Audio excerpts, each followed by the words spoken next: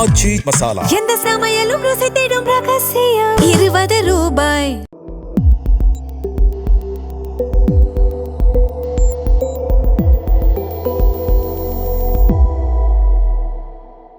தமிழ் தடம் நேயர்களுக்கு வணக்கம். நம்மோடு உரையாட ஊடகவியலாளர் திரு கேப்ரியல் இணைந்திருக்காங்க. வாங்க பேசலாம். வணக்கம். வணக்கம். தமிழ்நாட்டில் 4 முனை போட்டியானது இருக்கு. நாம் தமிழ் கட்சி கூட்டணி இல்லாமல் தேர்தலை சந்திச்சிருக்காங்க. தொடர்ச்சியாக அவங்க அப்படி தான் பண்ணிட்டு இருக்காங்க. ஸோ ஊடகங்கள் நாம் தமிழ் கட்சியை தமிழ்நாட்டு ஊடகங்கள் புறக்கணிச்சாங்க. அதுக்கப்புறம் அவங்களுக்கு ஒரு இடம் கொடுத்தாங்க. இப்பொழுது கருத்து கணிப்புகள்லாம் வரும்பொழுது கூட நாம் தமிழ் கட்சிக்கு அவங்க பர்சன்டேஜ் இல்லை கொடுக்கல அப்படின்னாலும், ஆனால் நாம் தமிழ் கட்சின்னு ஒரு இடம் வந்து எல்லாரும் கொடுக்க வேண்டிய அவசியமானது ஏற்பட்டிருக்கு. ஏன்னா அங்கீகரிக்கப்பட்ட ஒரு கட்சியாக நாம் தமிழ் கட்சி மாறி இருக்கு.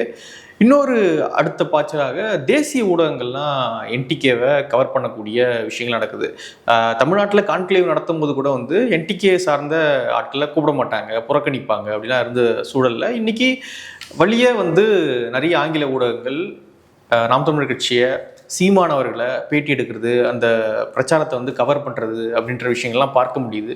ஸோ எப்படி பார்க்குறீங்க இந்த மாற்றத்தை? இப்போ நேஷ்னல் மீடியாவை எடுத்துக்கிட்டிங்கன்னா, நேஷ்னல் மீடியாவுக்கு சரியாக காது கேட்காது. இங்கே பெரிய பிரச்சனை நடந்தால் தான் கொஞ்சமாக பேசுவாங்க. இல்லாட்டி பெரும்பாலும் நம்மளை பற்றி நியூஸே போட மாட்டாங்க. தமிழ்நாட்டில் நடக்கக்கூடிய பிரச்சனைகள் பற்றி பேச மாட்டாங்க. ஏதாவது பெரிய பிரச்சனை, பெரிய வெள்ளம் வருது, பெரிய பாதிப்பு ஏற்படுதுன்னா லைட்டாக டச் பண்ணுவாங்க. தமிழ்நாட்டு அரசியல் பற்றி, தமிழ்நாட்டில் இருக்கக்கூடிய பிரச்சனைகள் பற்றி லைட்டாக தான் பேசுவாங்க. அந்த வகையில் அவங்க என்டிகேவை பற்றியும் பெருசாக பேசுறது கிடையாது. என்டிகேவையும் பார்த்தீங்கன்னா நேஷனல் மீடியா பெரும்பாலும் புறக்கணிச்சிட்டு தான் இருந்தாங்க. அப்படியே பேசுகிறாங்கனாலும் என்டிகே ஒரு பிற்போக்கு சக்தி இந்த மாதிரி பேசுவாங்க. அப்புறம் பிரசாந்த் கிஷோர் பார்த்தோம்னா என்டிகே ஒரு ஃப்ரிஞ்ச் பார்ட்டி அப்படின்ற மாதிரி சொன்னார். 8% ஓட்டு வாங்குற ஒரு கட்சியை ஃப்ரிஞ்ச் பார்ட்டின்றார். அதுக்கு எவ்வளோ திமிர் இருக்கணும் அவருக்கு. அப்போ அந்த 8% மக்களையுமே அவமானப்படுத்துகிற ஒரு விஷயம் தானே. ஒரு தடவை ஞாபகம் இருக்குது, தந்தி டிவிக்கு அவர் பேட்டி கொடுக்குறாரு, என்டிகேவை ஃப்ரிஞ்ச் பார்ட்டின்னு சொல்கிறாரு. ஹரிஹரன் கேட்குறாரு, இப்படி 6% ஓட்டு என்னமோ வாங்கியிருக்காங்க அந்த டைமில் கேட்குறாரு. ஆனாலும் ஃப்ரிஞ்ச் பார்ட்டி தான் அப்படின்ற அந்த பொருள் அவர் பேசுகிறாரு.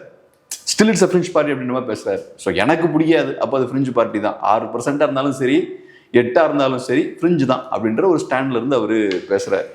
ஆனால் இப்போ பார்த்தோன்னா இந்த நேஷ்னல் மீடியாலாம் கவர் பண்ணுறாங்க. ஸோ நேஷ்னல் மீடியாலாம் கவர் பண்ணுறாங்கன்னா இன்னைக்கு அவங்கனால புறக்கணிக்க முடியாத அளவுக்கு என்டிகே வளர்ந்துருச்சுன்னு அர்த்தம். 8% ஓட்டு வாங்கிட்டாங்க. 4 கார்னர் ஃபைட்னு எஸ்டாப்ளிஷ் ஆயிருச்சு. ஃபர்ஸ்ட் இங்கே 4 கார்னர் ஃபைட்லாம் இல்லைங்க, 2 கார்னர் ஃபைட் தாங்க, 3 கார்னர் ஃபைட் தாங்கலாம் பேசினாங்க. இப்போ 4 கார்னர் ஃபைட் தான்ன்றது எஸ்டாப்ளிஷ் ஆயாச்சு.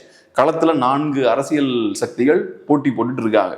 இப்போ நேஷ்னல் மீடியாவாலையும் தமிழ் நேஷனலிசமை புறக்கணிக்க முடியாது. தமிழ் நேஷனலிசமை பற்றி பேச ஆரம்பிச்சிட்டாங்க. இது ஒட்டுமொத்தமாக திராவிடத்துக்கு பெரிய ஒரு பின்னடைவு. தமிழ்நாட்டில் திராவிடத்தை விட்டா வேற யாருமே கிடையாது. தமிழ்நாடு திராவிட மண், திராவிடர்கள் தான் இங்கே ஆட்சி பண்ணுவோம், திராவிடத்தெல்லாம் ஒன்றுமே பண்ண முடியாது, அப்படியே பெரியார் கையில் ஒரு பெரிய தடி வச்சுட்டு இருக்கிற மாதிரிலாம் கார்ட்டூன்லாம் பண்ணிட்டு இங்கே யாரும் எதுவும் வர முடியாதுன்ற மாதிரி பேசிக்கிட்டு இருந்தாங்க. இப்போ ஒட்டுமொத்த இந்தியாவுக்கும் இது செய்தி. இது ஒன்றும் திராவிட மண்லாம் கிடையாது. திராவிட ஆட்சின்றது தமிழ்நாட்டு மக்களுக்கு ஆயிரக்கணக்கான ஆண்டுகள் நீண்ட வரலாறு இருக்கு. அதுல ஏதோ ஒரு 60-70 வருஷமா தான் இப்ப திராவிட கட்சிகள் ஆட்சி பண்ணிட்டு இருக்காங்க. அதனால இது திராவிட மண்லாம் கிடையாது, டெம்பரரியா இவங்க ஆட்சி பண்ணிட்டு இருக்காங்க.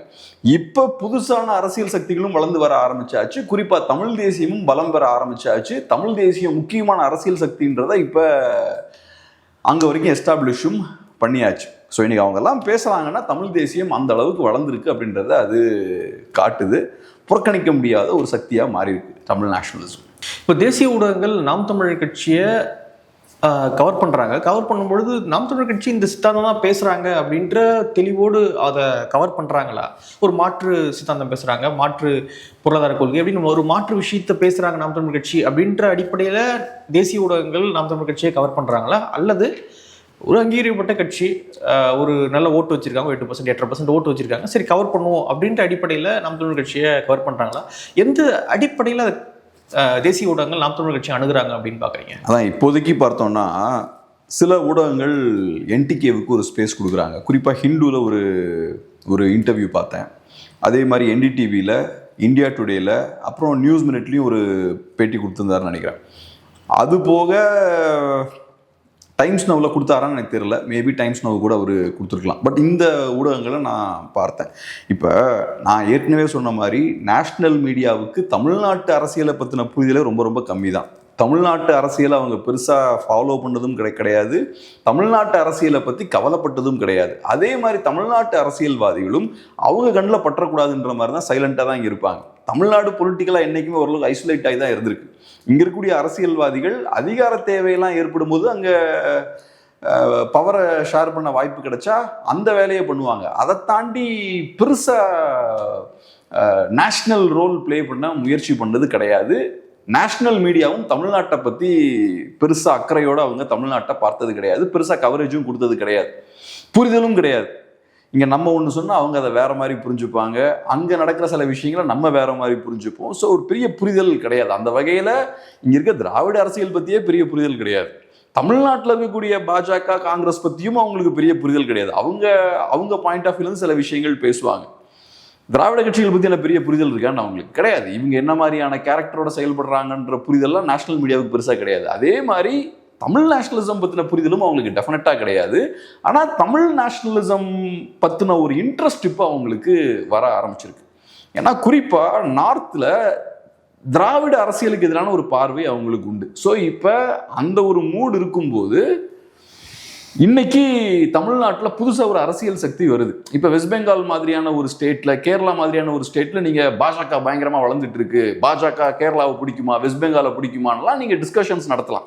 இங்கே அதெல்லாம் பண்ண முடியாது. ஏன்னா இங்கே ஏடிஎம்கேவே பாஜக ஓரளவு கண்ட்ரோலில் தான் வைக்கிறாங்க. ஸோ அப்போ இங்கே இருக்க 2 திராவிட கட்சிகளில் ஏடிஎம்கே அதை எஃபெக்டிவாக பண்ணும்போது பாஜகவுக்கு இன்னும் இண்டிபெண்ட்டான ரோல் இங்கே இல்லை. ஏடிஎம்கே டிஎம்கேன்னு தான் களம் இப்போ இருக்குது. ஸோ அப்படி இருக்கும்போது புதுசாக பாஜகவை விட மற்ற எல்லா கட்சிகளை விடவும் ரொம்ப கடுமையாக ஒட்டுமொத்த திராவிட அரசியலையும் எதிர்க்கக்கூடிய ஒரு கட்சி இருக்குன்னா அப்போ நேஷனல் மீடியாவோட அந்த பார்வை அப்படி திரும்பிங்க என்ன வித்தியாசமான ஒரு புது ஃபோர்ஸ் கிளம்பி வந்துக்கிட்டு இருக்கு. பெரியார் அட்டாக் பண்ணுறாங்க, ஒட்டுமொத்த திராவிடத்தையும் அட்டாக் பண்ணுறாங்க, இலவசங்களை அட்டாக் பண்ணுறாங்க, திராவிட அரசியலோட அடித்தளத்தையும் அட்டாக் பண்ணுறாங்க அப்படின்ற ஒரு கியூரியாசிட்டி இப்போ ஏற்பட்டிருக்கு. ஸோ இப்போ தமிழ் நேஷனலிசமை கொஞ்சம் ஃபாலோ பண்ண ஆரம்பிக்கிறாங்க. தமிழ் நேஷனலிசம் நான் என்ன என்டிகே பேசக்கூடிய அரசியல் என்னன்றதை முழுமையாக அவங்க உள்வாங்கிக்கிட்டாங்கன்னா அவங்க கண்டிப்பாக அதை ரசிக்க மாட்டாங்க. ஸோ நான் சொன்ன மாதிரி இப்போ தான் அவங்க ஒரு இன்ட்ரெஸ்ட் காட்ட ஆரம்பிச்சிருக்காங்க. போக போக கொஞ்சம் கொஞ்சமாக புரிதல் ஏற்பட்டால் அவங்களுக்கு தமிழ் நேஷனலிசம் ரொம்ப ஒன்றும் பிடிக்காதுன்னு தான் எனக்கு தோணுது. இப்போ திராவிட கட்சிகளை எதிர்க்கிறத விட மூர்க்கமாக அவங்க என்டிகேவை எதிர்க்காரு. அவங்களுக்கு திராவிட அரசியலை பார்த்தாலே தேசிய ஊடகங்கள் கொஞ்சம் ஒரு ஒரு ஒரு அவர்ஷன் அவங்களுக்கு உண்டு. திராவிட அரசியலையே உங்களால் ஜீர்ணிச்சிக்க முடியலன்னா தமிழ் நேஷனலிசம் உங்களால் கண்டிப்பாக ஜீர்ணிச்சிக்கவே முடியாது. திராவிடத்தை விட தமிழ் நேஷனலிசம் இன்னும் அதிகமான மாநில உரிமைகள் பற்றி பேசக்கூடிய ஒரு சித்தாந்தம், தமிழ்நாட்டோட தனித்துவத்தை பற்றி பேசக்கூடிய ஒரு சித்தாந்தம். தமிழர்களுக்குன்னு தனியான கலாச்சாரம் இருக்குது, பண்பாடு இருக்குது, அரசியல் இருக்குது, பொருளாதாரம் இருக்குது. இதெல்லாம் பேசக்கூடிய அரசியல் திராவிடத்தை விட இன்னும் வீரியமாக பேசக்கூடிய அரசியல். ஸோ அதையே ஏற்றுக்க முடியலன்னா இதை கண்டிப்பாக ஏற்றுக்க முடியாது. பட் இப்போ இது ஒரு நேஷனல் லெவலில் ஒரு ஐடியாலஜியாக மாறிடுச்சு. ஒரு திராவிடத்துக்கு கவுண்டர் பண்ண நேஷனல் ஊடகங்கள் இதை பண்ணுறாங்க. அது மேபி யூஸ் பண்ணலாம். அதை நான் ஃபஸ்ட்டே சொன்னேன் இல்லை, அந்த ஆங்கிளில் அவங்க பார்க்கலாம். இப்போ பிஜேபியே எடுத்துக்கிட்டிங்கன்னா கூட அவங்க டிஎம்கேவை அட்டாக் பண்ணுற மாதிரி என்டிகேவை அட்டாக் பண்ண மாட்டாங்க. அது காரணம் என்னன்னா என்டிகே அஃப்கோர்ஸ் ஐடியாலஜிக்கலாக பிஜேபி ஐடியாலஜிக்கு நேர் எதிரான ஐடியாலஜி தான். ஆனாலும் டெம்பரரியாக திமுகவை கவுண்டர் பண்ணுறதுக்கு என்டிகேவை யூஸ் பண்ணலாம். இப்போ பிஜேபி களத்தில் இறங்கி பெரியாரை விமர்சிக்கிறாங்கன்னு வச்சுப்போமே, டிஎம்கே லெஃப்ட் ஹேண்டில் டீல் பண்ணிட்டு போயிடுவாங்க. இப்போ பாஜக தலைவர்கள் பெரியார் அட்டாக் பண்ணாங்கன்னா திமுக ரொம்ப ஈஸியாக அதை டீல் பண்ணிடுவாங்க. இவங்கெல்லாம் பார்ப்பன ஆதரவாளருங்க, இது ஒரு பார்ப்பன சதிங்க அப்படின்னு டக்குன்னு சொல்லிட்டு போயிடுவாங்க. ஆனால் என்டிகேக்காரங்க பெரியார் அட்டாக் பண்ணும்போது திமுக கையில் ஆயுதமே இல்லை, எப்படி டீல் பண்ணணுன்னே அவங்களுக்கு தெரில. நாங்கள் வீட்டை முற்றுகையிட்டோன்றாங்க, அது பார்த்தா அவங்கள தான் அம்பலப்படுத்துது. மொத்தமே 400 பேர் 300 பேர் தான் வராங்க. ஸோ அதனால சீமான டீல் பண்ணுறது திராவிட கட்சிகளுக்கு சிக்கல். ஏன்னா களத்தில் இருக்கக்கூடிய தமிழ் மக்கள் இருக்காங்க அந்த கட்சியில், தமிழ் மக்களோட ஒரு பிரதிநிதியாக என்டிகே இருக்குது. அப்போ நீங்கள் ஈஸியாக ஓரம் கட்டிட முடியாது. நீங்கள் அவங்கலாம் சொல்லி ஓரம் கட்டிட முடியாது. அப்படி முயற்சி பண்ணிங்கன்னா நீங்கள் தான் தனிமைப்படுவீங்க. ஸோ அதனால் இந்த சிக்கல்கள்லாம் இருக்குது. மேபி நீங்கள் சொன்ன மாதிரி அப்படி கூட யூஸ் பண்ணலாம். அது இருக்குது, அந்த ஆங்கிள் கண்டிப்பாக இருக்குது. ஸோ திராவிடத்துக்கு எதிராக ஒரு ஃபோர்ஸ் வருதுன்னா ரைட்டு. இப்போ அமெரிக்காவை எடுத்துக்கிட்டோன்னா கியூபாவில் எடுத்தோடனே அவங்க ஃபிடல் காஸ்ட்ரோவை சப்போர்ட் பண்ணாங்க. அவங்களுக்கு தெரியாது ஃபிடல் காஸ்ட்ரோ என்ன மாதிரியான ஆள்னு. ஸோ எடுத்தோடனே ரைட் நம்ம வழி கொண்டு வந்துடலாம் தம்பி நல்ல யங்கான ஒரு ஆளா இருக்காரு, ப்ராமிசிங்கான ஆளா இருக்காருன்னா பாராட்டி பேசிட்டு இருந்தாங்க. அப்புறம் ஒரு மாசத்துல தெரிஞ்சிருச்சு, ரைட்டு இவன் போற போக்க பார்த்தா நம்ம அருமை பெருமைக்கெல்லாம் ஆபத்து வந்துடும் போல. அதுக்கப்புறம் அமெரிக்கா ஃபுல்லாக திரும்பிட்டாங்க, ஃபுல் ஃபோர்ஸாக காஸ்ட்ரோவோட கவர்மெண்ட்டுக்கு எதிராக திரும்பினாங்க. ஸோ அந்த மாதிரி தான் இப்போ தான் தெரியுது அவங்களுக்கு. இதுக்கு முன்னாடி என்னன்னே தெரியாது, இப்போ தான் லைட்டாக தமிழ் நேஷனலிசம்னா என்னன்னு தெரியுது. அப்படி பார்க்க ஆரம்பிக்கிறாங்க. பார்ப்போம் எப்படி உள் வாங்குறாங்கன்னு பார்ப்போம். நாம் தமிழர் கட்சியினுடைய இப்போ தேர்தல் களம் எப்படி போயிட்டு இருக்கு? இந்த 3 கட்சிகளுக்கு ஈடு கொடுத்து போயிட்டு இருக்காங்களா, எப்படி பார்க்குறீங்க? அதுக்குள்ளே போகிற இன்னும் ஒரு விஷயம் நான் சொல்கிறேன். இப்போ என்னோட விருப்பம் என்னன்னா, இது தமிழ் நேஷனலிசம்ன்றது ஒரு நேஷனல் ஃபோர்ஸாக இருக்கணும். தமிழ் நேஷனலிசம்ன்றது வெறுமனே தமிழ்நாட்டுக்கான அரசியல் மட்டும் கிடையாது. தமிழ் மக்கள் அதை பேசக்கூடிய அரசியலாக இருந்தாலும் தமிழ் மக்களுக்கு, தமிழ் மக்களோட நலன் எடுத்துக்கிட்டிங்கன்னா அது நேஷனல் லெவல்லையும் இருக்குது, இன்டர்நேஷ்னல் லெவல்லையும் இருக்குது. ஸோ நம்ம அரசியல் பார்த்தோம்னா நேஷனல் லெவல்லையும் எதிரொலிக்கணும், இன்டர்நேஷ்னல் லெவல்லையும் எதிரொலிக்கணும். நம்ம மற்ற தேசிய கட்சிகளோட நம்ம கோஆப்ரேட் பண்ணணும். நம்மள மாதிரியே சேம் இன்ட்ரெஸ்டோட சேம் நலனோட ட்ராவல் பண்ணக்கூடிய மற்ற அமைப்புகள் இருக்கணும், அவங்களோட நம்ம ட்ராவல் பண்ணணும். நம்ம இப்போ நம்ம தமிழ் நேஷனலிசம் பேசும்போது நம்ம இதுக்குள்ளே சுருக்கக்கூடாது. ஸோ அந்த வகையிலும் இது ஒரு பாசிட்டிவான விஷயம். நேஷனல் மீடியாவில் இன்றைக்கி நம்ம பேசுகிறாங்கன்னா எல்லாரும் நம்மளை பார்ப்பாங்க. பஞ்சாபீஸ் நம்மளை பார்ப்பாங்க, யூபியில் இருக்க மக்கள் பார்ப்பாங்க, காஷ்மீரிஸ் நம்மளை பார்ப்பாங்க. ஸோ இங்கேயும் ஒரு நேஷ்னாலிட்டி மூமெண்ட் இருக்குது, ஒரு நேஷ்னலிஸ்ட் அமைப்பு இருக்குன்றது அவங்களுக்கு புரியும். இன்டர்நேஷ்னலாகவும் நம்ம கனெக்டடாக இருக்கணும் எல்லாரோடையும். ஏன்னா தமிழ் மக்களுக்கு வெறும் லோக்கல் தமிழ் இங்கே மட்டும் இன்ட்ரெஸ்ட் கிடையாது. நலன், நம்மளோட நலன் வந்து இந்தியாலையும் இருக்குது, இன்டர்நேஷ்னல்லையும் இருக்குது, இன்டர்நேஷ்னல் சார்ந்தும் இருக்குது. ஸோ அந்த ஆங்கிலையும் நம்ம சிந்திக்க ஆரம்பிக்கணும். இப்போ நீங்கள் என்ன கேட்டீங்க? சாரி. இப்போது நாம் தமிழர் கட்சி எப்படி களம் கண்டுகிட்டு இருக்காங்க, எப்படி போயிட்டு இருக்கு அரசியல்? என்டிகே மட்டும்தான் இன்னைக்கு மாற்று அரசியல் பேசுகிறாங்க. என்டிகேயோட அரசியலை நான் ஃபுல்லாக முழுமையாக ஏற்றுக்க மாட்டேன். நிறைய முரண்பாடுகள் எனக்குமே இருக்குது. மேபி எலெக்ஷனுக்கு அப்புறம் அதெல்லாம் நம்ம கொஞ்சம் டீட்டெயில்டாக இன்னும் ரிலாக்ஸ்டான ஒரு சூழலில் நம்ம அதை பேசலாம். பட் டெஃபினட்டாக மாற்று அரசியல்னு வந்தால் மாற்று அரசியல் பேசக்கூடிய கட்சின்னா அவங்க மட்டும்தான்.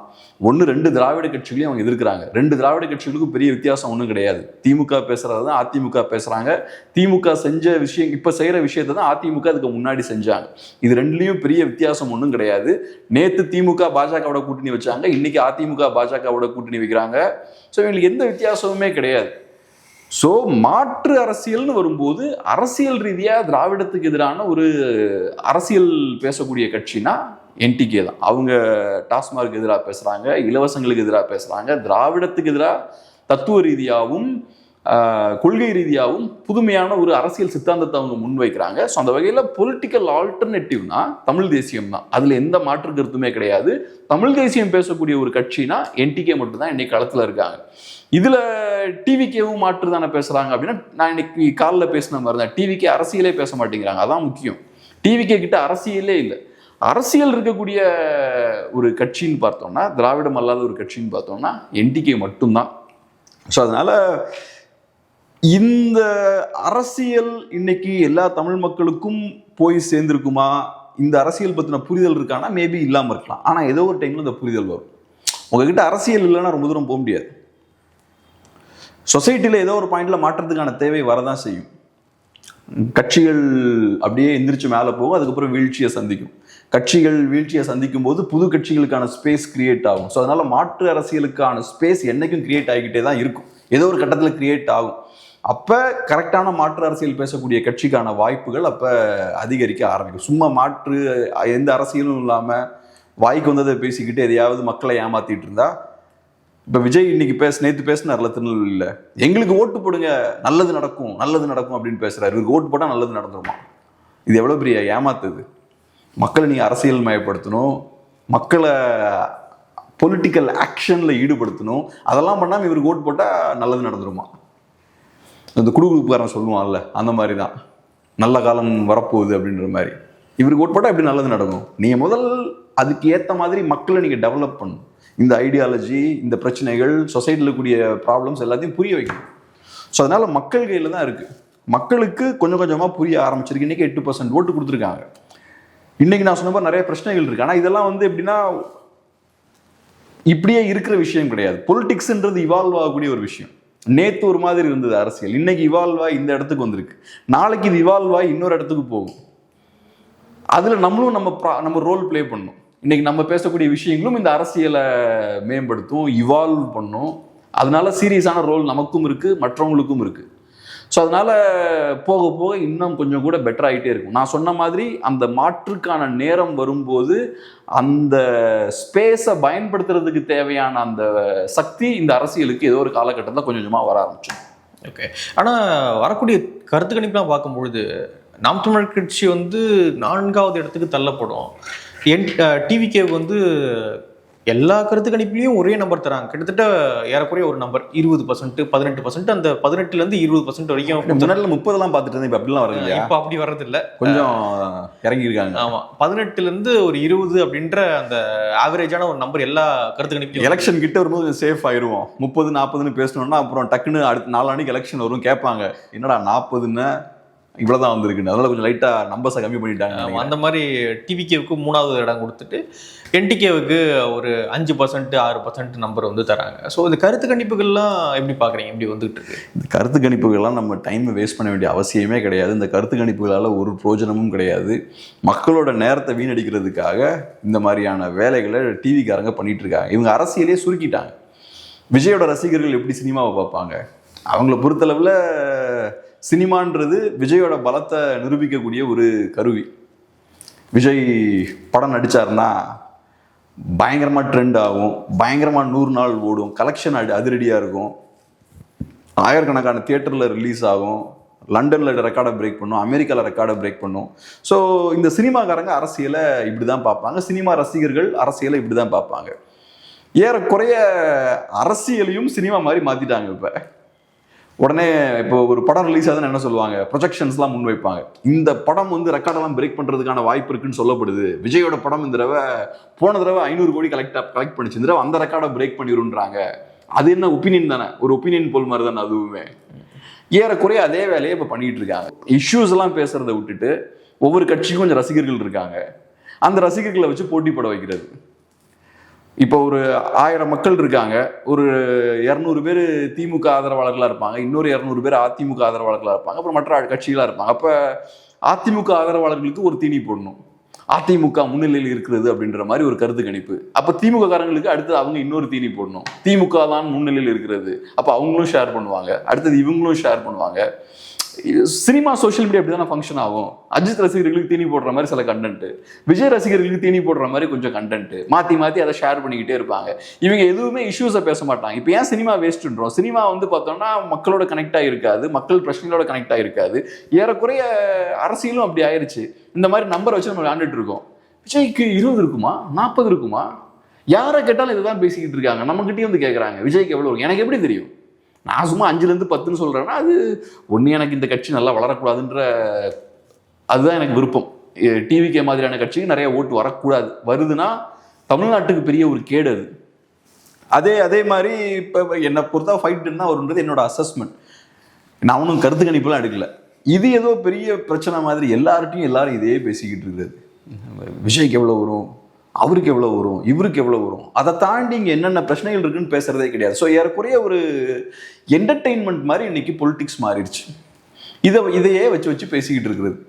திமுக ரசிகர்கள் அவங்களுக்கு பிடிச்ச டேட்டாவை பேசுறது, டிவிக்கு ரசிகர்கள் அவங்களுக்கு பிடிச்ச டேட்டா, அதிமுக ரசிகர்கள் அவங்களுக்கு பிடிச்ச டேட்டா. இவங்கெல்லாம் பொலிட்டிக்கல் கேடஸ் மாதிரியே பிஹேவ் பண்ணுறது இல்லை. பொலிட்டிக்கல் கேடஸ் இல்லைனா அரசியல் ஆர்வலர்கள் அரசியல் பேசணும், அதெல்லாம் ஒன்றும் இல்லைன்னு ஆகி போயாச்சு. அதனால தான் இந்த காலகட்டத்தில் நம்ம மாற்று அரசியல் பேச வேண்டிய ஒரு தேவை இருக்குது. இவங்களுக்குலாம் அரசியலே பேச முடியாது. இன்னைக்கு ஏன் அரசியல் பேச முடியாது? அரசியல் பேசினா இவங்க பேர் கெட்டு போயிடும். ஊரில் இருக்கிற பிரச்சனை எல்லாத்துக்கும் காரணமே இவங்க தான். இவங்க என்னது அரசியல் பேசுவாங்க. அப்புறம் டிவிகேவுக்கு அரசியல் பேசக்கூடிய திறனே கிடையாது. இப்போ இவங்க கையில் தான் அரசியல் இன்னைக்கு மாட்டிகிட்டு இருக்கு. பணமும் நிறைய வச்சிருக்காங்க. ஸோ இவங்களை மீறி நம்ம கரெக்டான அரசியல் பேசணும், அதை மக்கள்கிட்ட எடுத்துகிட்டு போகணும். இவங்க 2 பேருக்கும் மாற்று வேணும். இவங்க 2 பேருக்கும் ஒரு வித்தியாசமும் கிடையாது. டாஸ்மார்க் எடுத்துட்டிங்கன்னா 2 பேரும் ஏற்றுப்பாங்க, இலவசங்களை 2 பேரும் ஏற்றுப்பாங்க, எலெக்ஷனுக்கு முன்னாடி இவங்க 2 பேரும் பணம் கொடுப்பாங்க, சாதாரண சாமானியர்களுக்கு எதிராக இவங்க 2 பேரும் திரும்புவாங்க. இங்கே கள்ளக்குறிச்சி மரணங்கள் நடக்கும், அங்கே பார்த்தோம்னா தூத்துக்குடி துப்பாக்கி சூடு நடக்கும். எல்லாம் இதே மாதிரி தான் நடந்துட்டு இருக்கும். இப்போ கேட்டால் திமுக வீழ்த்தணும்னா அதிமுக தான்பாங்க, அப்புறம் அதிமுக வந்ததுக்கப்புறம் அதிமுக வீழ்த்தணும்னா திமுக தான்பாங்க. மாற்றி இவங்களுக்குள்ளேயே இங்கி பிங்கி பாங்கி போட்டு விளையாண்டுக்கிட்டே இருப்பாங்க. நமக்கு உட்காந்து நம்ம வேடிக்கை பார்த்துட்டே இருக்கணும். ஓகே, 5 வருஷம் நீங்கள் சம்பாதிங்க, 5 வருஷம் நீங்கள் சம்பாதிங்க, இதான் என் வேலை. நம்ம அதிகாரத்துக்குலாம் வரவும் முடியாது, நமக்கான அரசியலும் இங்கே எதுவுமே இருக்காது. ஸோ அதனால இது உடையணும் அப்படின்றதான் என்னோட விருப்பம். திமுகவை வீழ்த்தணும்னு டெஸ்பரட்டாக போய் அதிமுகவை சப்போர்ட் பண்ணுறது, அதிமுக வீழ்த்தணும்னு டெஸ்பரட்டாக போய் திமுகவை சப்போர்ட் பண்ணி, இதில் எதுவும் அரசியலே இல்லைல்ல. அரசியலே இல்லாமல் இதை வீழ்த்துறதுக்கு அதை வீழ்த்துறதுக்கு இதான் அரசியலா? அரசியல்ன்றது எனக்குன்னு ஒரு நலன் இருக்கணும், எனக்கு ஒரு இன்ட்ரெஸ்ட் இருக்கணும், அதை அரசியல் கட்சி மூலமாக நான் வெளிப்படுத்தணும். அதெல்லாம் எதுவுமே இல்லாமல் இவனுக்கு பதிலாக அவனுக்கு பதில் இவன் அப்படின்னா வெறும் எமோஷன்ஸ் மட்டும்தான் இருக்குதுல்ல. பார்க்கலாம், நிறைய விஷயங்களை மட்டும் பகிர்ந்துக்கிட்டீங்க. நன்றி.